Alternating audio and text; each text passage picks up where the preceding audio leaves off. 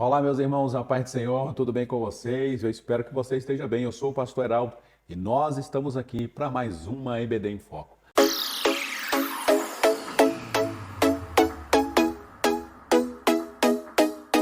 Pois bem, queridos, estamos aqui para um projeto bacana que nós vamos lançar aqui nesse canal, que é de trazer aqui o resumo de alguns livros.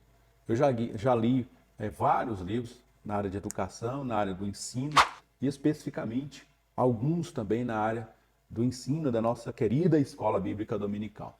Amém? Então a gente decidiu aqui nesse canal fazer aí um resumo, trazer aqui para vocês alguns livros que a gente considera importante para você, professor, levar aí para sua vida acadêmica, né? Como professor é sempre bom a gente correr atrás de aprimorar, de se especializar, e a gente está aqui para te ajudar, tá? Então às vezes a gente não tem tempo de ir lá comprar o livro, fazer a leitura do livro e tudo aquele tempo que precisa ser gasto com a leitura, mas existem alguns resumos na internet e alguns canais, até aqui no própria plataforma do YouTube, e eu quero contribuir com isso também, trazendo alguns aqui no nosso canal. E para inaugurar essa nova fase aqui no nosso canal, eu quero trazer esse livro aí para você, As Sete Leis do Ensino, do John Milton Gregori. É um livro bem interessante e você vai perceber durante o resumo que nós vamos fazer aqui que possivelmente você aplica essas leis em sala de aula, mas talvez não conhecia como vai ser descrita aqui nesse livro. Muitas vezes a gente está sofrendo a ação de uma lei, mas não sabe que é uma lei natural ou uma lei do ensino que está sendo aplicada sobre nós. O autor fala justamente sobre isso. Muitas coisas que a gente passa no nosso dia a dia faz parte das leis da química, das leis da física, e a gente não sabia disso.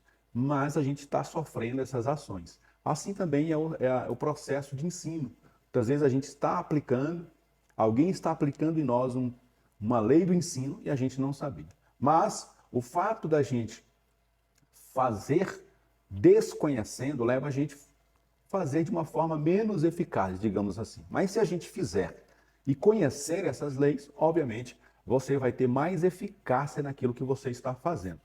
E aí eu quero trazer aqui na introdução do livro, ele traz uma imagem bem interessante para a gente pensar, que é uma criança bem nova, um bebê ainda em desenvolvimento, comparado aí a um adulto já em fase na fase adulta, digamos assim. E aí ele faz essa comparação. Qual é a diferença entre esse bebê e esse adulto? Esse bebê ainda vai passar por vários processos de ensino. E todas as pessoas que forem trabalhar na vida dessa criança, até a sua fase adulta, até que ele chegue na universidade, possa fazer um mestrado, um doutorado, se tornar um professor, se tornar alguém, uma figura pública, enfim, uma pessoa educacionalmente preparada, apta para exercer determinadas funções, cada pessoa que for trabalhar na vida dessa criança, querendo ou não, conhecendo ou não, vai aplicar sobre ela as leis do ensino. Então, e essa criança ela vai necessariamente evoluir, vai crescer, vai ganhar aptidões até chegar à fase adulta, né? E cada pessoa que for trabalhar com essa criança, nas diversas fases de crescimento e de desenvolvimento dela, vai estar aplicando essas leis do ensino para torná-la um adulto consciente, pensador, que faz questionamentos, uma pessoa que sabe desenvolver a fala, sabe desenvolver o pensamento. Então, porque ele passou também por todos esses processos. E aí ele traz aí pelo menos dois conceitos da educação, que é o desenvolvimento das capacidades. Essa criança, esse bebê, ele tem as capacidades já sobre ele, mas ainda não foram desenvolvidas. Ele tem a capacidade da fala, da visão, da audição, tem mente, tem cérebro, tem órgãos, mas cada um desses elementos ainda vai ser desenvolvido durante a sua vida. Segundo, a aquisição da experiência, porque além da gente conseguir ganhar a aquisição de conhecimentos e habilidades, a vida também, durante um processo de crescimento, ela vai trazer experiências que são importantes para a nossa vida em sociedade. Então, nós vamos precisar ganhar experiências e só a maturidade na fase de criança até a fase adulta, essa maturação é que vai nos dar essa experiência. Qual é o papel, então, da educação? Segundo o autor, é exercitar a criança ou aluno para o desenvolvimento das capacidades e ensinar e comunicar a experiência da raça. E aí ele traz assim essa imagem, eu coloquei essa imagem aqui porque faz um resumo dessa parte inicial para que a gente possa pensar aqui. Este processo ele vai nortear todos as 7 leis do ensino, né? É um professor, essa imagem dessa professora junto dessa criança. Então essa professora ela está carregada de informações, de conhecimento, de habilidades, experiências, e ela vai ter que arrumar formas para fazer a transmissão para esta criança. Este é o processo das leis do ensino, vão estar trabalhando o tempo todo em favor da professora, em favor do aluno e em favor da aprendizagem. Temos aqui pelo menos então as 7 leis, de maneira bem resumida. O professor deve ser a pessoa que conheça a lição ou a verdade ou arte a ser transmitida. 2. O aluno é aquele que escuta ou atende com interesse a lição. Número 3. A linguagem usada como meio instrumento entre professor e aluno deve ser comum a ambos. Nós vamos desenvolver cada ponto desse com mais ênfase daqui a pouco. 4. A lição a ser ensinada e aprendida deve ser explicada em termos de verdade já conhecida pelo aluno, explicando-se o desconhecido por meio do conhecido. 5. Ensinar e despertar e usar a mente do aluno para que apanhe o pensamento desejado ou para que venha dominar a arte que quer aprender. 6. Aprender é pensar com seu próprio entendimento numa nova ideia ou verdade, ou tornar o hábito uma nova arte ou habilidade. Por fim, a 7ª lei, o teste e prova do ensino feito. O processo final de fixação deve ser uma revisão, uma reprodução, uma recapitulação e aplicação do material que foi ensinado, do conhecimentos e ideias e artes que foram comunicadas. Agora vamos ver cada ponto desse de maneira pormenorizada, tá? A primeira que a gente vai ver aqui é a lei do professor. O professor precisa conhecer aquilo que vai ensinar. Por isso que uma das coisas que eu sempre trago como dica aqui, o professor ele tem que ser escalado pelo menos uns 15 dias antes, se não mais. Então o professor de escola bíblica tem que saber que vai dar aula pelo menos um mês antes, 15 dias antes. Por quê? Porque ele tem que estudar o assunto que ele vai dar, ele tem que se preparar. Além do conteúdo, ele tem que preparar para os processos de ensino que vão ser aplicados naquela determinada turma. Tá? E como é que essa lei funciona? Regras para professores. Dentre as regras que surgem ou se derivam da lei do professor, são estas mais importantes. Primeiro, preparar cada lição com estudo renovado. O conhecimento adquirido no ano que se foi, necessariamente já se diluiu um tanto. Somente novos conceitos nos inspiram para melhores esforços. Essa dica número 1 aqui vale principalmente para nós mais antigos, né? Nós professores que já damos aula há um tempo. E às vezes a gente vai para a sala de aula achando que a gente já sabe tudo. Esse assunto aqui eu domino. Ixi, Gênesis é a minha praia. Esse aqui eu não vou nem estudar a lição. Então, Gênesis, estamos juntos. É isso aí. Pentateuco, ixi, os jovens vão estudar Pentateuco, eu vou me dar bem, porque eu sei tudo de Pentateuco. Então, cada lição deve ser estudada como se fosse a primeira vez, com dedicação, tá? Número 2, achar na lição suas analogias com fatos e princípios mais conhecidos. Nessas analogias, o que se encontrará as ilustrações pelas quais se tornará mais inspiradora e mais clara a lição. É aqui na hora do preparo da lição que você dá aquele insight. Olha, que legal, lembrei de um determinado fato, vou levar para a minha turma. Olha, eu lembrei de uma dinâmica que dá para ser aplicada nesta lição. É aqui onde você, no preparo da lição, você vai ter esses insights para você aprofundar mais ainda a lição. Número 3, estudar a lição até que ela tome a forma da linguagem familiar, o que resulta do pensamento claro e o discurso claro, o falar claramente. Isso aqui eu poderia dar o exemplo seguinte. Se um aluno falasse assim, professor, me explique o que o senhor acabou de falar em outras palavras. Esse seria o seu grande desafio. Pegar o que você acabou de falar, porque você estudou do livro, e falar em outras palavras. Você se aprofundou tanto no assunto que você vai ser capaz de discursar durante horas dentro daquele assunto sem repetir as mesmas expressões. Número 4, achar a ordem natural dos vários passos ou fases da lição. Em cada ciência é uma estrada natural que vai dar noções mais simples às visões mais largas. Assim também em cada lição. Então você vai ter na lição, principalmente a nossa aqui, ó. O autor ele começou com introdução, tópico 1, tópico 2, tópico 3. Na cabeça do professor que preparou essa lição, do autor, ele já está desenvolvendo uma ideia. Ele começou por um começo aqui, e ele vai passar por um meio e vai chegar no fim. Na cabeça de quem criou a lição, ele está imaginando que se a gente percorrer esse caminho, a gente vai chegar a tal ponto. Assim também é quando a gente está estudando qualquer tipo de assunto, seja através da revista, que já vem mastigado, ou se você for estudar um outro assunto de maneira aleatória. Você vai pegar o assunto, vai desenvolver esse assunto para que ele perpassa por um caminho até você chegar ali a um objetivo. Número 5. Achar as relações que a lição tem com a vida dos aprendizes. O valor prático da lição está fundamentado nessas relações. Achar as relações que a lição tem com a vida dos aprendizes. Faz sentido para eles? Isso aqui faz sentido para essas pessoas? O que nós vamos ensinar? Como que eu passo de maneira que eles venham e absorvam aquilo para eles? O aluno diga, professor, eu passei por isso essa semana. Uma feita um amigo estava falando que ele estava dando uma aula sobre arte. E ele estava numa escola dessas bem gabaritadas aqui de Brasília. E ele falou sobre um museu que existe lá em Paris e tal.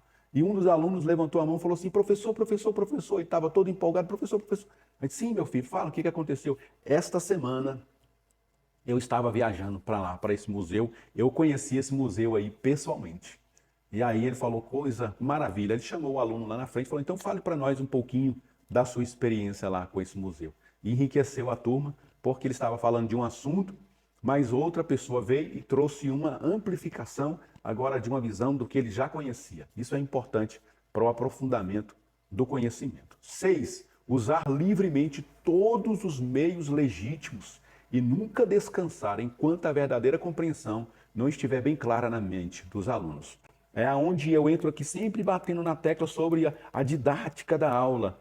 Usar vídeos, usar uma música, usar uma peça, usar uma ilustração, uma figura, usar uma analogia, enfim, fazer o aluno falar, fazer o aluno fazer uma dinâmica, fazer o aluno cantar, fazer de tudo possível para que ao final da lição a turma tenha aprendido aquele conteúdo. Amém? Então todos os meios legítimos têm que ser usados. Tem data show, usa. Tem televisão, usa, tem som, usa, tem música, usa, tem como botar teatro, coloca, tem como inserir uma peça, tem como colocar um café da manhã, tem como fazer um bate-papo, tem como fazer uma mesa, tem como fazer alguma coisa. Faça tudo o que tiver que ser feito para que essa lição seja nota 10. 7. Lembrar sempre que o domínio completo de poucas coisas é melhor do que o ineficiente conhecimento de muitas coisas superficialmente. Ou seja, aquilo que a gente sempre fala, né? A gente não tem como ser especialista em várias coisas. A gente só pode ser especialista numa única coisa. Então, aquilo que você for fazer, faça bem feito. Então, esse trimestre você vai dar aula para adultos. Se especialize nos adultos. Estude a cabeça dos adultos. Como é que é o comportamento de cada aluno.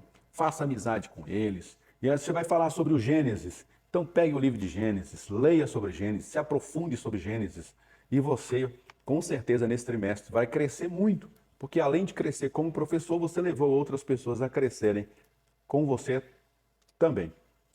Próxima dica aqui desse tópico aqui, que para mim é um dos mais importantes, é consagrar tempo certo ao estudo de cada lição antes de lecionar. Todas as coisas ajudam e o dever feito a tempo. Persistir em aprender a lição antes de dá-la e obter novo interesse e ilustrações. Né? Consagrar tempo certo ao estudo de cada lição.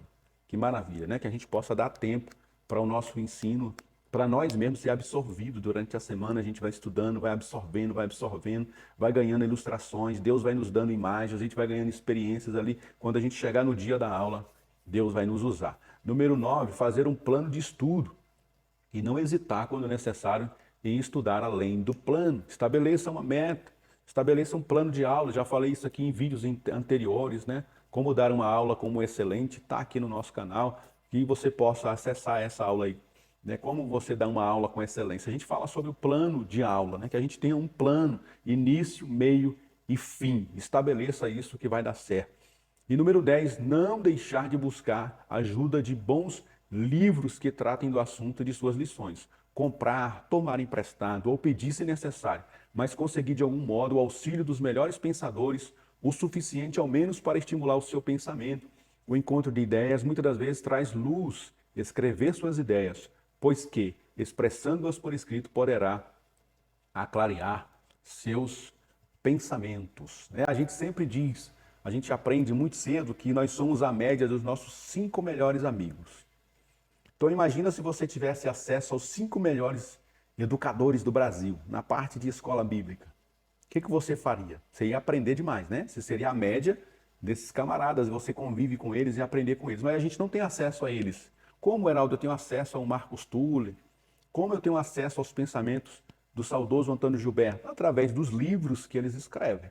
Então a gente pode ir atrás dos escritos, dos livros, trazê-los para nós e aprender com aquilo que esses homens escreveram. E aí a gente vai ser a média desses 5 melhores autores que a gente está aí acompanhando aí na nossa vida. Quais são as violações que a gente comete aí nessa primeira verdade ou nessa primeira lei? O verdadeiro professor comete poucos erros e aprende muito com os que comete. Número 1, a própria ignorância dos alunos pode tentar o professor a negligenciar um cuidadoso preparo do estudo. Ele pode pensar que a qualquer tempo conhece mais a lição do que os alunos e imaginar que sempre achará o que dizer ou que a sua ignorância passará despercebida. Logo se descobrirá a burla e o professor terá perdido a confiança da classe toda. É o que a gente chama aqui do professor dar uma aula com malandragem, né? Ele acha que é o esperto, ele acha que ninguém vai perceber, que ele não estudou. Aí ele vai lá e fala assim, essa lição eu conheço.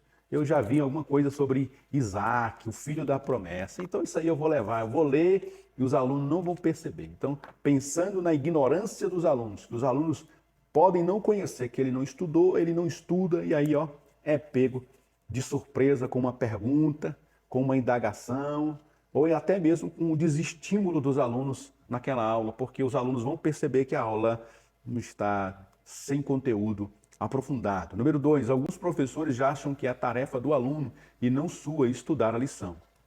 Ensinar não é meramente ouvir a recitação da lição. A gente aprende muito isso aqui quando a gente fala assim, alunos, leiam a lição, estudem a lição, tal. A gente pede para os alunos fazerem isso para a gente poder ter uma aula mais aprofundada. Mas o princípio fundamental dessa lei é que o professor é quem tem que dominar a lição. Você tem que estimular o seu aluno com uma boa aula, ele fala assim, uau, mas que aula top, eu quero ser igual a esse cara. Eu quero passar da aula dessa forma, eu quero me aprofundar nos assuntos dessa forma. Esse camarada é um fenômeno, ele me ensinou tanto, eu gostei tanto de Gênesis através dessa aula, e a gente tem que ser professores inspiradores, né? Número 3, outros mestres passam pela lição como o gato por cima das brasas e concluem que, embora não tenham aprendido bem ou inteiramente, ou talvez uma parte dela, já apanharam bastante material para encher o período da aula. Até coloquei aí em destaque, né? Encher o período da aula. Ele vai só encher uma linguiça ali, como diz o nosso ditado aqui. E podem, caso necessário, suplementar o pouco que sabe com conversa mole ou historinhas, né? Vocês devem conhecer esse professor aí, que passa metade da aula conversando fiado. Ou por falta de tempo ou de ânimo para bem se prepararem. Deixam de lado a ideia de ensinar e enchem o tempo de aula com exercícios que lhes ocorrem na hora. Então eles vão improvisando até que o superintendente diga que a aula terminou e ele está no tópico 1 e fala que não deu tempo. Conversa fiada, tá? Número 4, falta mais séria ainda é a dos professores que, não encontrando estímulo na lição ou no magistério, fazem disso mero cabide, em que dependuram seus caprichos e extravagâncias. Eles não se preocupam com o ensino, nem se importam em estar ali. Só que eles sabem, tem igrejas que eles colocam isso talvez como um pré-requisito para você ser pastor. Então, para mim ser pastor aqui, para o pastor me ver, eu tenho que dar aula. Então, eu vou dar aula aqui na escola bíblica. Isso é um erro gravíssimo, porque você provavelmente não vai se aprofundar nos ensinos. Número 5. Existe outro erro mesquinho cometido por professores que buscam ocultar sua ignorância e preguiça com pomposas pretensões de erudição, escondendo sua falta de preparo com tiradas de frases altissonantes e muito além da compreensão dos alunos. Então, lançando mão de solenes frases feitas em tons de sabedoria e blossonando-se de cursos muito extensos e de profundos conhecimentos que o tempo não lhes permite exibir diante dos alunos. Quem já não ouviu essas vergonheiras praticadas aos olhos e ouvidos dos alunos, né? Você já deve ter se deparado com esse tipo de professor que ele não entra no assunto, está falando sobre Isaac. Aí ele vai lá e tenta usar expressões em hebraico, em aramaico, e vai lá na história, e vai não sei para onde, e mistura aquilo tudo, mas a lição que é bom, nada, tá? Então ele deu a impressão que é um dominador do conhecimento, mas se não passou nem o que está na revista, irmão, esse aí não está com nada.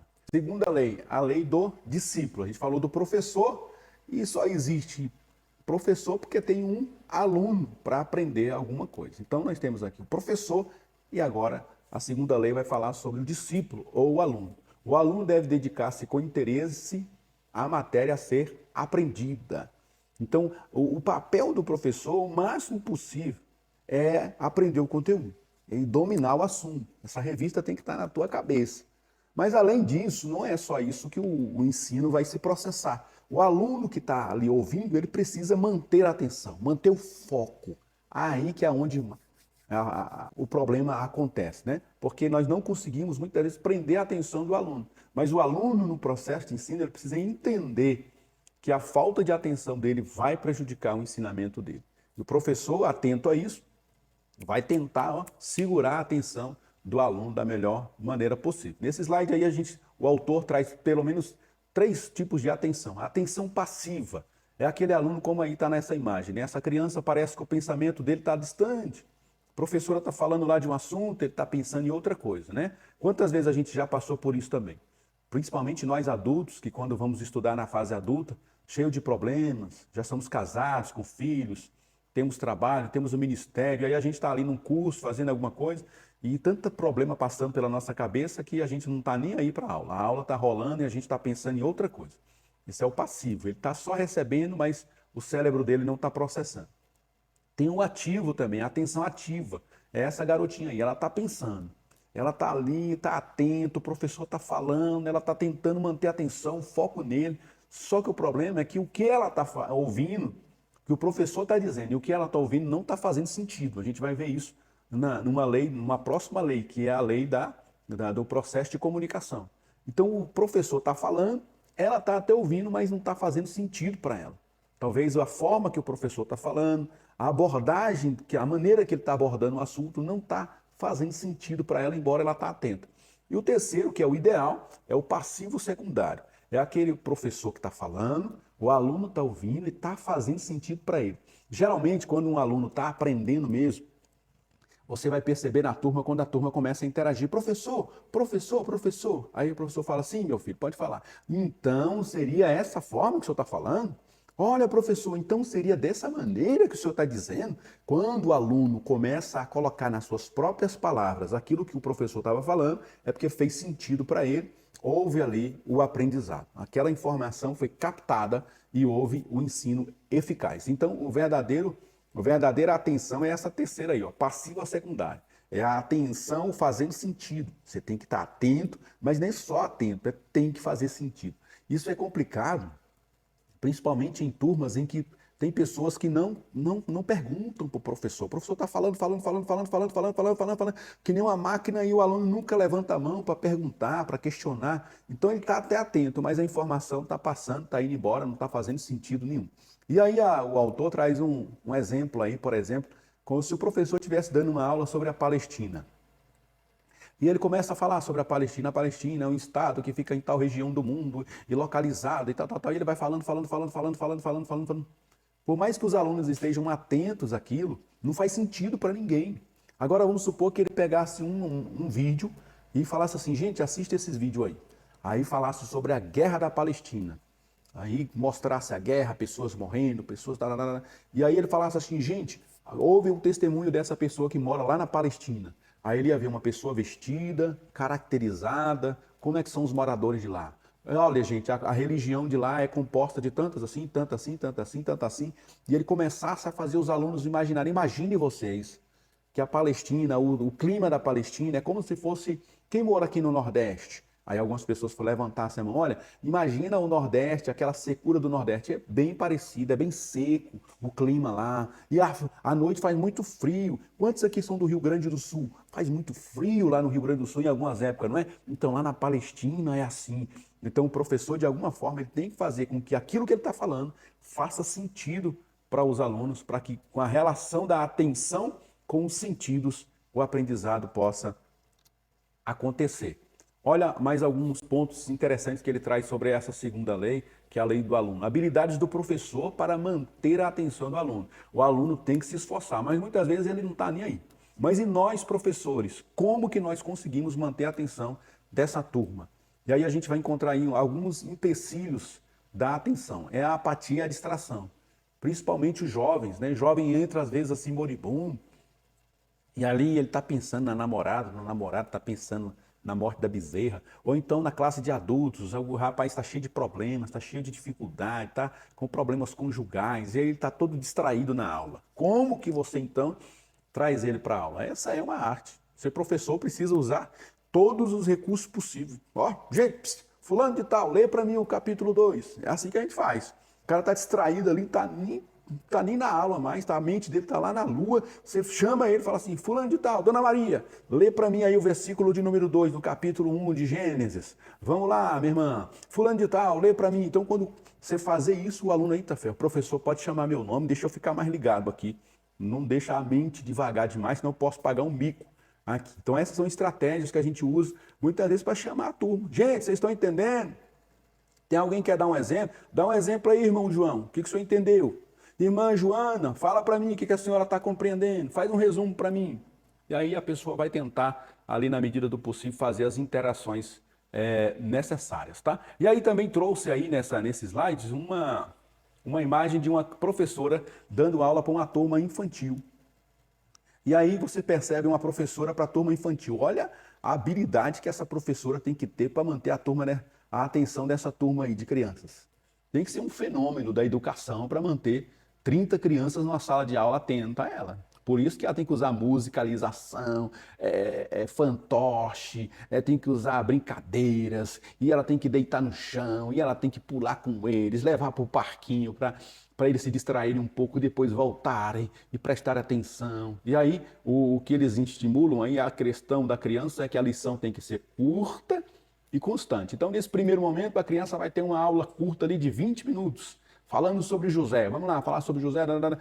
Acabou os 20 minutos, sai com eles, vai beber água, deixa eles fazer alguma coisa, fazer uma pintura, alguma outra coisa, porque aquela parte de atenção já não dá mais para a criança. 20 minutos, 10 minutos, dependendo da idade, é 3 minutos de atenção de uma criança. O resto é fazer ali algum tipo de obra com eles, fazer alguma pintura, fazer alguma dança, uma peça, alguma coisa para ilustrar a história, porque a história mesmo, 3 minutos para algumas crianças já é muito, tá?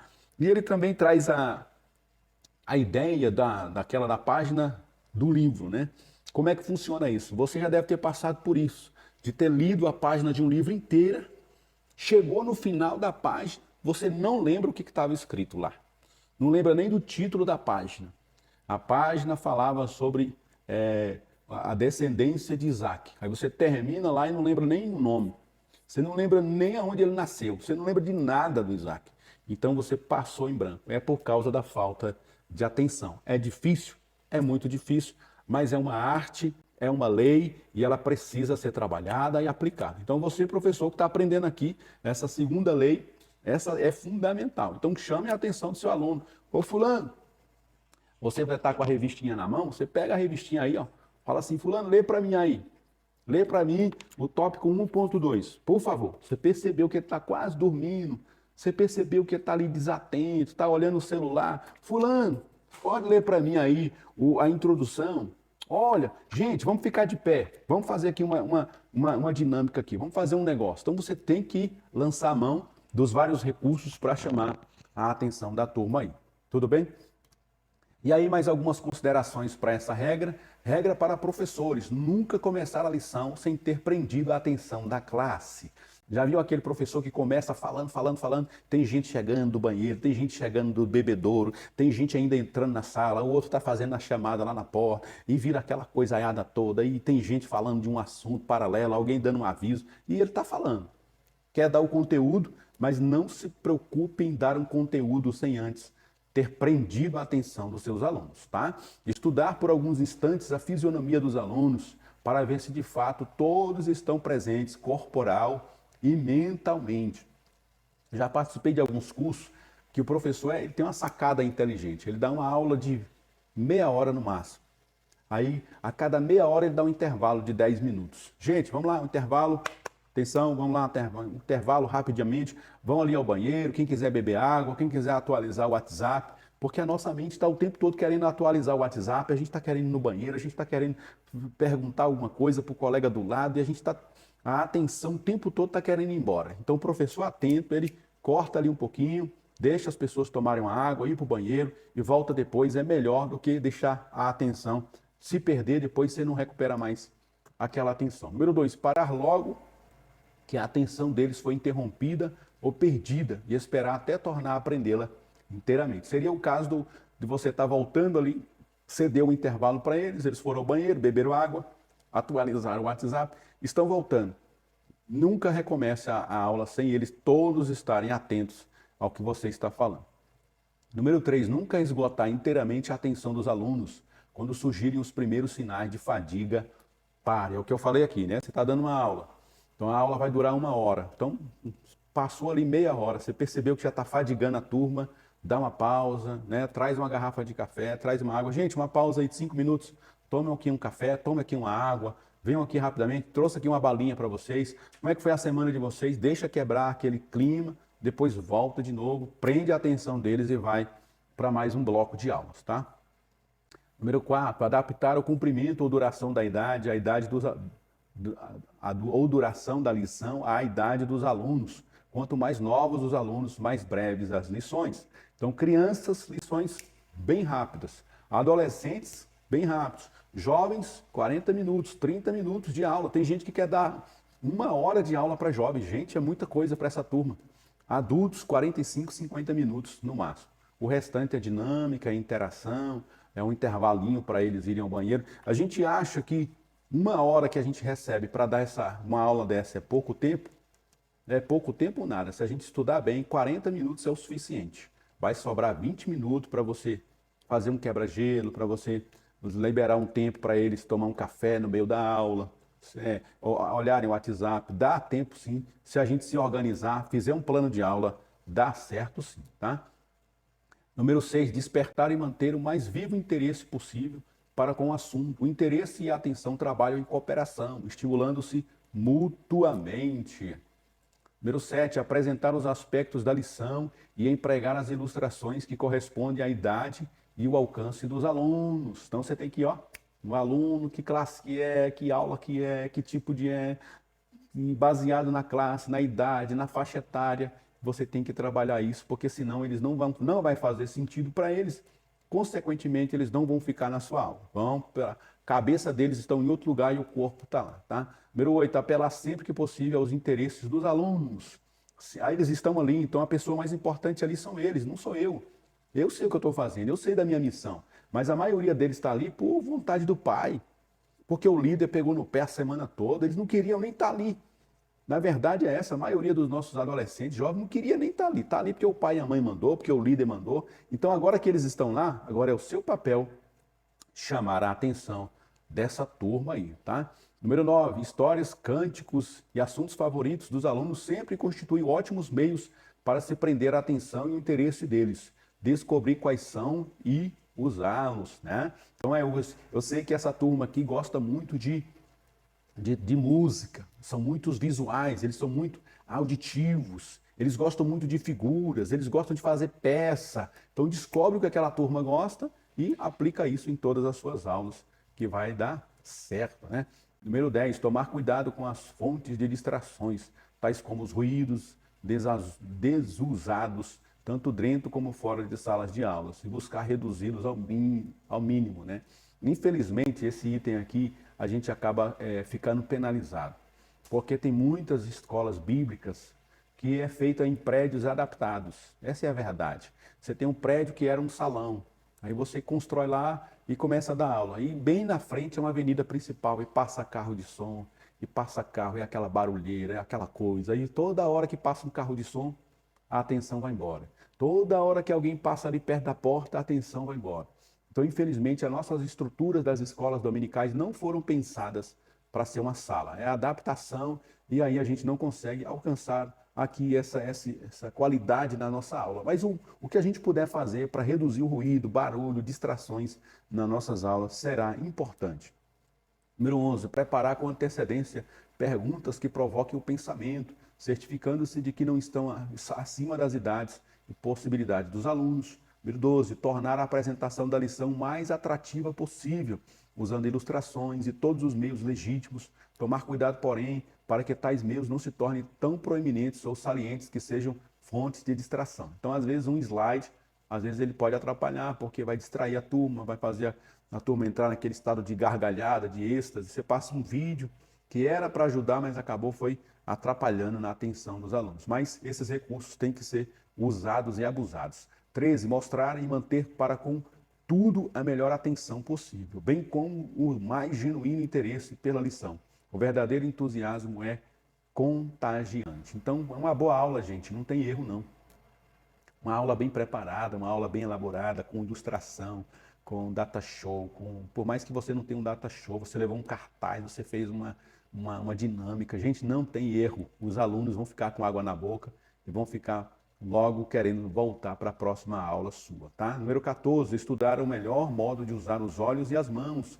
Os discípulos atenderão ao seu olhar sincero e à sua mão erguida. Tem até um livro que o título é O Corpo Fala, né?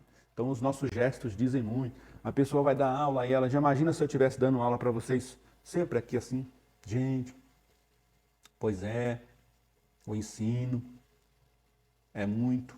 Gente, vocês não aguentariam, saía do canal, né? A distração no canal do YouTube é muito grande, então se a gente não usar um áudio bom, uma imagem boa, enfim, a gente que está começando como eu aqui, a gente sofre muito porque a gente ainda está conseguindo alguns aparelhos, um microfone, uma iluminação melhor, para a gente tentar evitar a concorrência das distrações. Imagina, uma sala de aula é a mesma coisa, gente. Então a gente precisa manter a atenção dos alunos, falar com o corpo, gesticular, andar no meio, usar o quadro, usar o data show. Pega um aluno, fala, aluno, você vai ser hoje o meu auxiliar, você vai escrever no quadro para mim. Aí vai lá e escreve. Pega um outro aluno, fala, aluno, você hoje para mim vai ser o passador de slides. Aí dá o passador de slides para ele, coloca ele na mesa do computador para ele passar os slides. Fulano de tal, você hoje vai ser o meu auxiliar. Você vai segurar aqui o cartaz para mim, porque eu vou fazer aqui uma ilustração. Gente, bonita, nós vamos reunir aqui 3 alunos agora, nós vamos fazer uma peça aqui. Então, tudo isso vai ser importante para envolver a turma toda nessas questões. Amém? Vamos para a próxima. A lei da linguagem. Então, a gente tem o professor e a gente tem o aluno, ou o discípulo. Ou seja, a gente tem o emissor e tem o receptor. No meio deles, fazendo a ligação, existe uma mensagem. Para essa mensagem chegar de ponto A ao ponto B, o que precisa? Ser uma mensagem que faça sentido para ambos. Então o professor está falando de um assunto e o aluno está ouvindo um assunto que não está fazendo sentido para ele. A gente aprende isso nos elementos de comunicação, que está tendo um ruído na comunicação, está tendo interferência na comunicação. Então, o que o professor falou e o que o aluno ouviu foram coisas diferentes, não encaixou. Então, para que o processo de ensino, de aprendizagem possa ser eficaz, essa lei tem que funcionar, que é a lei da linguagem. A linguagem tem que fazer sentido para ambos. Então, por isso que a gente sempre bate na tecla aqui, e o livro já está falando sobre isso. Sempre use uma linguagem específica. Se você é uma pessoa que tem uma linguagem muito robuscada, com uma linguagem muito bem elaborada, você vai precisar descer o nível do aluno. O aluno está aqui, você estudou tanto, você já é pós-doutorado, você já tem mestrado, você tem uma linguagem muito sadia, mas você vai ter que descer para o nível do aluno. Você fala, e aí, pessoal, como é que vai? Está dando uma aula para jovens. E aí, turma, como é que vai, pessoal? Tudo beleza? Gente bonita? Vamos lá. Você está dando aula assim, para um curso de professores. Você já tem que ter mais postura. Aí você chega, boa noite, pessoal. Bom dia, gente. Tudo bem com vocês? Paz do Senhor. Como vocês estão? Então, dependendo da forma que você chegar dando, e aí, turma? Para uma aula, para uma turma de professores, você já perdeu a turma. Fala, oxe, esse cara está pensando que ele é o quê? Eu sou turma dele aonde? Agora, se você chega também numa turma de adolescentes, fala, paz do Senhor, adolescentes doutos, eu quero cumprimentá-los com a ilustríssima paz do Senhor. Os adolescentes vão dizer, que cara mais doido, que cara mais brega, sai fora. Já perdeu a turma dali, da saudação, você já perdeu a turma, tá? Então a linguagem precisa fazer sentido. Baixa o nível. Se é adolescente, se é criança, vai baixando o nível. Criança, então, aí é que tem que usar linguagens bem pitorescas, assim, porque muita coisa para nós é tão comum. A gente fala assim, olha, crianças, eu estava nesses dias, aí eu sujei a manga da minha camisa. Aí a criança vai, manga da camisa? Porque até agora a única coisa que ela conhecia da palavra manga era a fruta. A manga, a fruta. Mas será que ele está falando da fruta? Ou ele está falando... O que ele está falando? Não entendi. Então, para mim, faz sentido falar da manga da camisa, porque eu sei que existe manga da camisa, a fruta manga. Mas para a criança, ela só aprendeu ainda sobre a fruta, a manga, fruta. Ela não aprendeu que isso aqui se chama manga ainda. Tá? Então, a gente precisa descer sempre mais. A partir da faixa etária daquela turma, a gente precisa ir abaixando. Tá? A próxima lei, a quarta lei, é a lei da lição. Agora é o conteúdo, né? Nós temos um professor, temos um aluno e temos uma mensagem. Mas que mensagem é essa? Qual a qualidade dessa mensagem, né? A gente precisa trabalhar ela também. A verdade a ser ensinada deve ser aprendida através de alguma verdade já conhecida. Ele trouxe para nós uma ilustração sobre um quebra-cabeça. Quando a gente vai montar um quebra-cabeça, a gente sempre coloca uma peça baseada na anterior. Então, aqui você está construindo a imagem de uma mão. Então, conforme você vai montando o quebra-cabeça da mão, aí você vai buscando peças que façam sentido, né? Você tem um pedaço da aliança, então a próxima peça é uma peça que tenha uma aliança próxima dela aqui, para você ir montando a partir de uma realidade que você já tinha. Assim também é o conhecimento. Quando a gente vai aplicar um conhecimento, vai passar uma informação, a gente precisa saber se aquela turma, se aquele público tem alguma informação que faça sentido para eles, que quando eu falar desse assunto, esse assunto possa encaixar com o que eles já têm. A aprendizagem se dá por passos gradativos e subsequentes. Eu trouxe dois exemplos bíblicos para a gente poder entender aqui. Olha o que Jesus diz em Mateus 5, 27 e 32. Ouvistes o que foi dito? Não cometerás adultério? Jesus vai pegar um assunto que era conhecido por eles, sim ou não? Era um assunto que eles conheciam. Vocês conheceram o aprendizado sobre adultério? Sim, eu conheço, beleza. Então, a partir do que eles conheciam, Jesus trouxe um novo ensinamento para eles. Faz sentido para vocês? Um outro exemplo que não está aqui, me veio agora, é o Evangelho de Marcos. Marcos escreve o Evangelho para os gentios, para os não-judeus, para os irmãos que moravam em Roma. E aí esses irmãos não tinham conhecimento sobre o que é hebraísmo, as expressões, né, do judaísmo, que você vai encontrar muito, por exemplo, em Mateus, que já foi escrito para judeus. Então, quando Marcos vai escrever o seu evangelho, a preocupação de Marcos era sempre buscar uma linguagem que fosse comum aos irmãos de Roma, aos irmãos que se converteram à fé cristã. Eles não eram judeus, eles não tinham conhecimento prévio do judaísmo.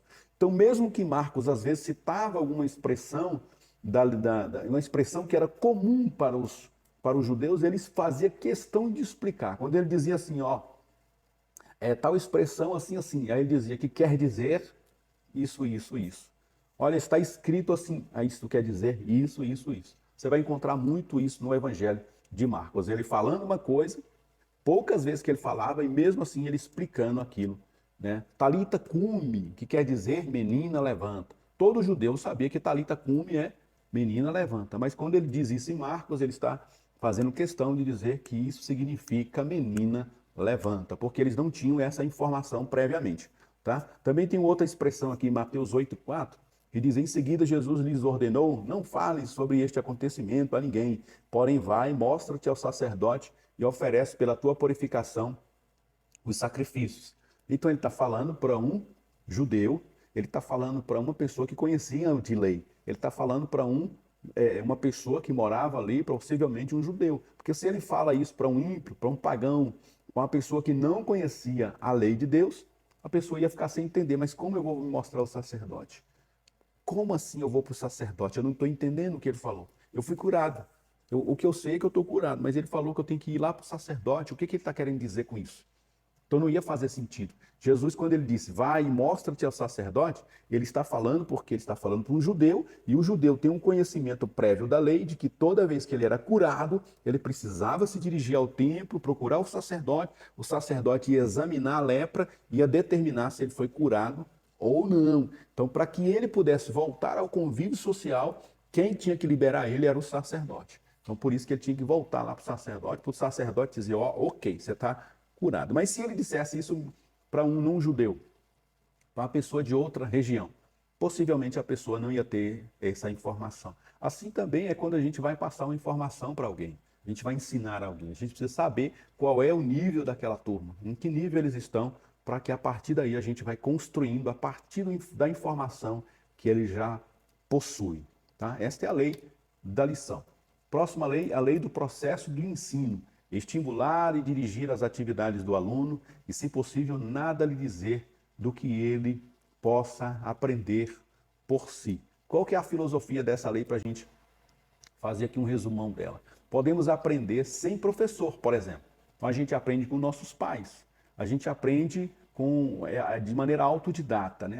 Existem alunos, principalmente os mais antigos, que não tinham professor, eles tinham que aprender em casa, com os pais, com a mãe, aprender ali sozinho, e ele aprendia, ia lendo, ia aprendendo a lei, e vai, até que ele aprendia tudo o que ele tinha para viver, ele aprendia sozinho, é autodidata.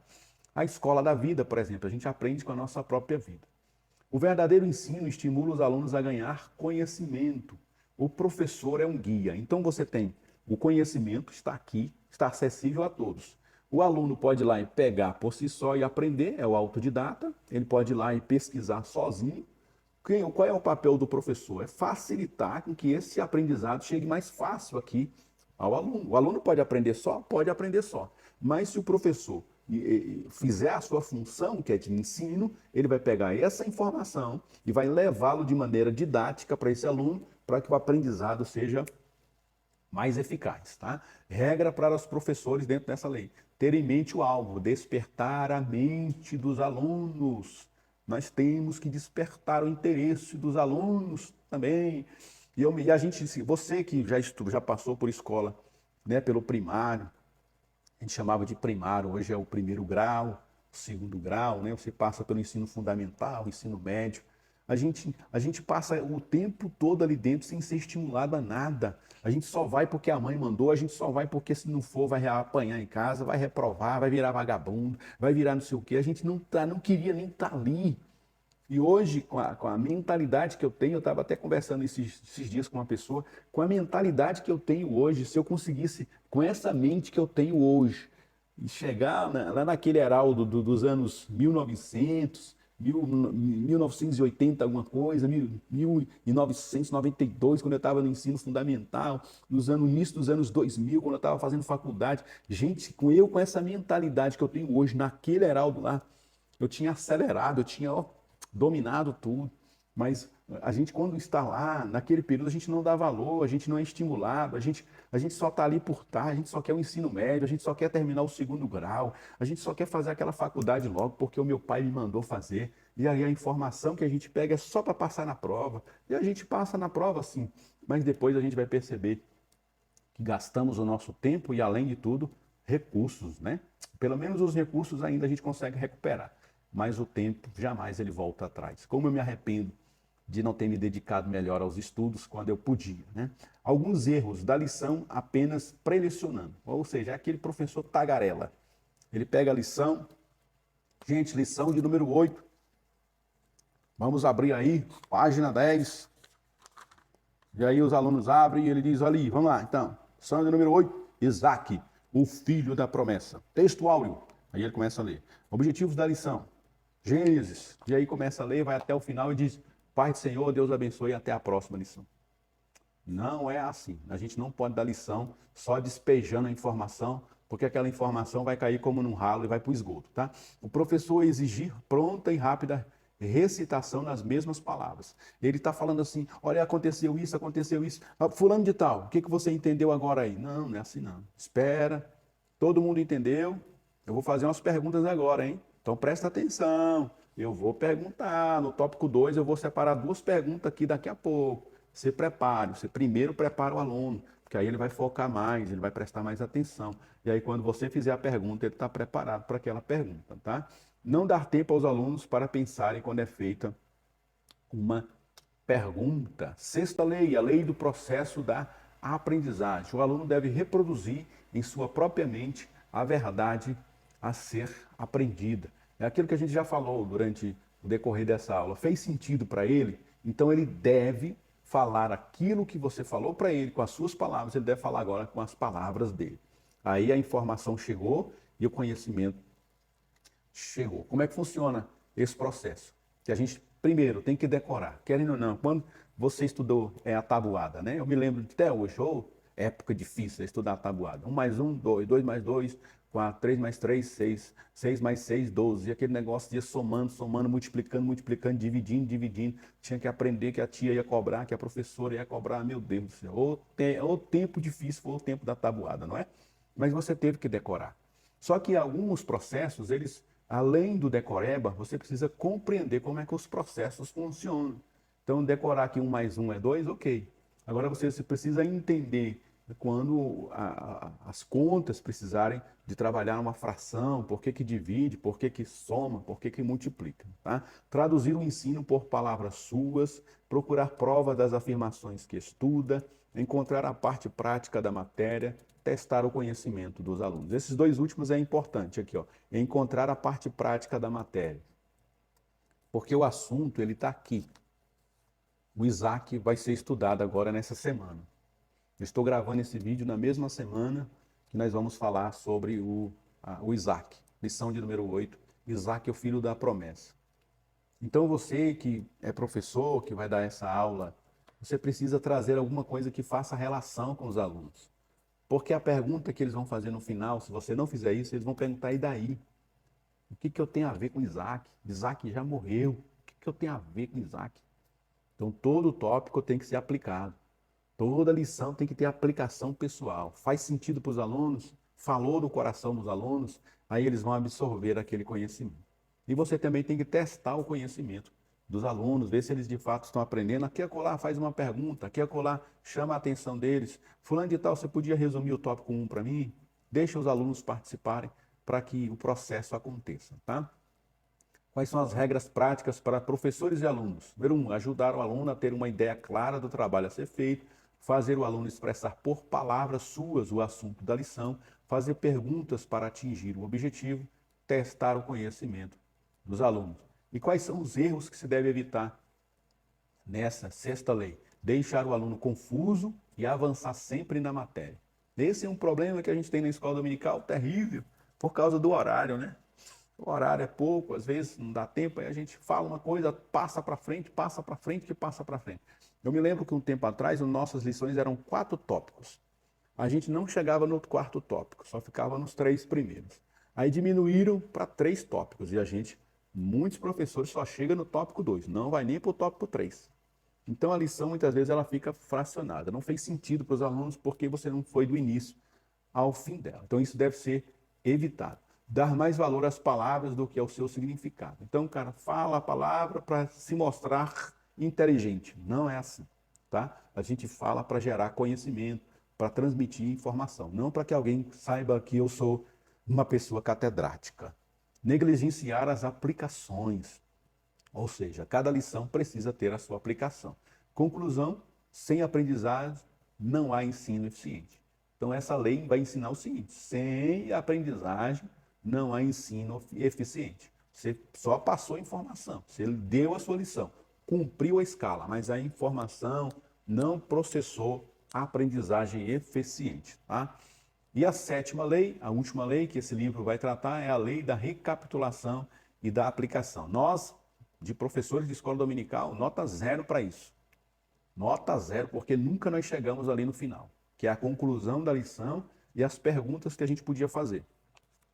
Na escola bíblica qual eu sou pastor, a superintendente tem uma ideia interessante e aí você podia aplicar na sua. Aí.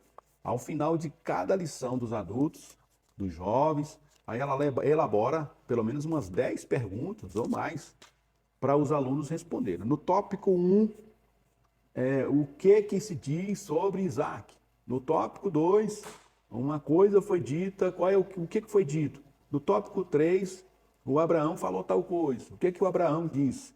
Então, você é uma forma de fazer o aluno recapitular aquilo dali. No final, ela dá uma lembrancinha simbólica para o aluno que respondeu mais perguntas. E ali funciona, porque os alunos ficam ali competindo um com o outro para ganhar aquela lembrancinha e acabam ele prestando atenção na aula e no final prestando atenção nas perguntas da professora, tá? Então isso aí, da professora não, da superintendente. Então isso é uma maneira de recapitular e de fazer a aplicação da lição. O acabamento, a prova e a confirmação do ensino devem processar-se através da recapitulação e aplicação. A gente deveria separar ali pelo menos uns 10 minutos para isso, né? Dentro da aula. E aí, fora isso, o superintendente ele deveria separar mais uns 10 minutos no final da escola para fazer essas perguntas de uma maneira geral, valendo prêmio, valendo uma lembrança, para estimular essa competição que é sadia de fato. Principais alvos da recapitulação: aperfeiçoar o conhecimento, confirmar o conhecimento e aplicar o conhecimento. Regras para o professor: separar tempo para recapitulação, a gente não separa.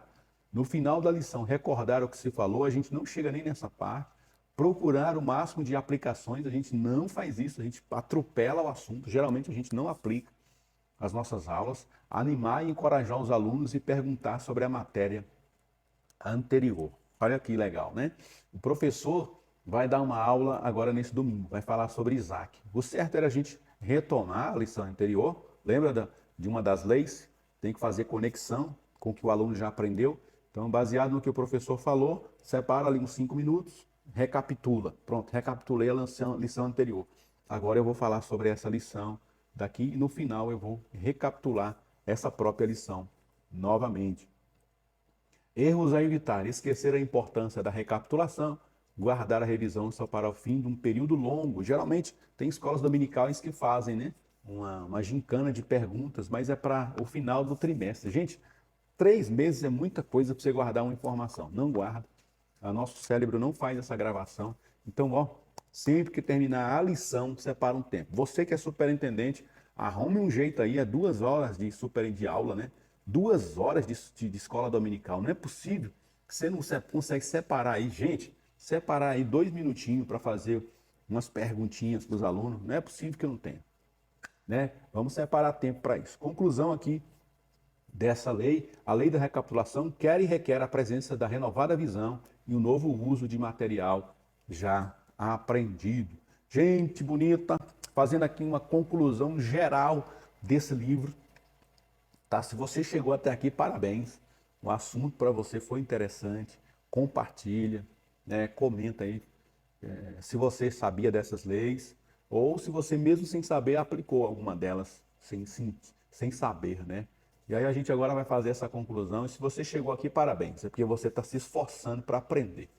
Não é fácil, né? A gente aprender. Não é fácil. Muitas coisas que eu aprendi, que eu li, eu fui correr atrás sozinho. Né? Hoje em dia, graças a Deus, tem o YouTube, né? Com esse tanto de canal, com esse tanto de resumo de livro. Por mais que você tenha ficado aqui 1 hora e pouco comigo, mas, gente, isso nem se compara com você ter que ler esse livro, fazer os slides dele, e depois ainda fazer o vídeo, fazer a edição do vídeo, o trabalho que dá isso aqui. Mas que bom que você ficou até o final, né? Gostaria muito de que você continuasse orando por nós, e a gente vai sempre fazer isso, pelo menos uma vez por mês, 2 vezes por mês, a gente vai trazer aqui um resumão de um livro. Então você fica aqui 1 hora comigo, fica 1 hora nessa lição, você vai aprender um livro. Que maravilha, né? 1 hora você dedicando aí para estudar a palavra de Deus, para você aprender um livro, já valeu a pena, tá? Então, concluindo essa palavra e esse livro, o autor traz o seguinte: temos agora terminado o estudo das 7 leis do ensino. Se conseguimos êxito em nosso propósito, os leitores terão observado, primeiro, o verdadeiro professor equipado com o conhecimento que deseja comunicar. Segundo, o aluno com sua atenção alertada e interesse despertado, ansioso por prosseguir em seus estudos. Terceiro, o verdadeiro meio de comunicação entre os dois, a linguagem clara, simples e facilmente entendida por ambos. Quarto, a verdadeira lição, o conhecimento ou experiência a ser comunicado. Estes 4 elementos, os atores e a maquinaria do drama foram vistos em ação, proporcionando. Em quinto lugar, o verdadeiro processo de ensino, o mestre despertando e dirigindo as atividades independentes de seus alunos. Sexto, o verdadeiro processo de aprendizagem, os alunos concepções completas, ou seja, completas e acabadas, a lição a ser aprendida. E sétimo, a verdadeira recapitulação, testando unicamente a operação das grandes leis naturais da mente e da verdade, efetuando e governando esse processo complexo pelo qual a inteligência humana toma posse do conhecimento ou saber. O estudo dessas leis por si só não pode fazer de cada leitor um professor perfeito, mas as leis, uma vez bem obedecidas no seu emprego, produzirão seus efeitos com aquela mesma certeza com que as leis químicas produzem o composto, combinações ou misturas químicas, bem como as leis da vida produzem o crescimento do corpo. Amém. Gente, muito obrigado por você que nos acompanhou até aqui. Então, que você continue acompanhando o nosso canal, nós vamos trazer mais livros aqui, mais resumos de livros que eu julgo importante para você, professor, ter conhecimento dessas informações. Deus te abençoe. Até a próxima EBD em Foco.